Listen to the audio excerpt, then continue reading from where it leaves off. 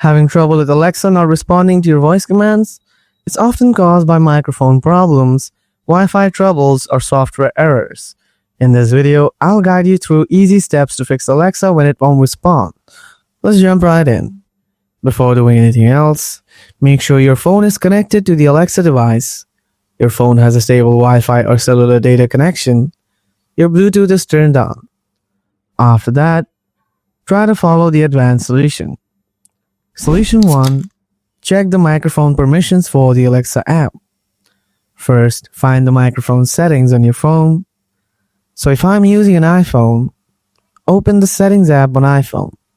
Scroll down a little bit. After that, tap Privacy and Security. Scroll down again. Find the microphone. Make sure to enable Amazon Alexa from here. Solution 2. Check if the microphone in your Alexa device is muted. Most Echo devices have a microphone button. If you are seeing a red light on your device, then your device's mic is muted. Press the button to unmute it. And also make sure the volume on your Alexa device is turned up to a reasonable level. You can ask Alexa, volume up. Solution 3. Restart the Alexa Echo. Unplug the power adapter from the Echo Dot for about 10 to 15 seconds and then plug it back in. Solution 4. Reset Voice ID. Open the Alexa app. Tap on your profile from the top right corner. Scroll down a little bit.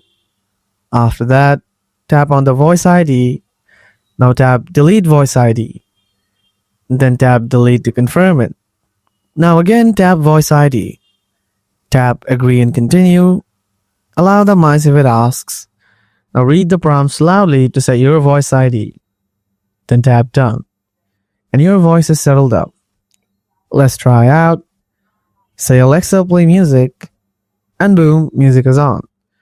I hope your Alexa is working fine now. If this video helped you, please give it a thumbs up.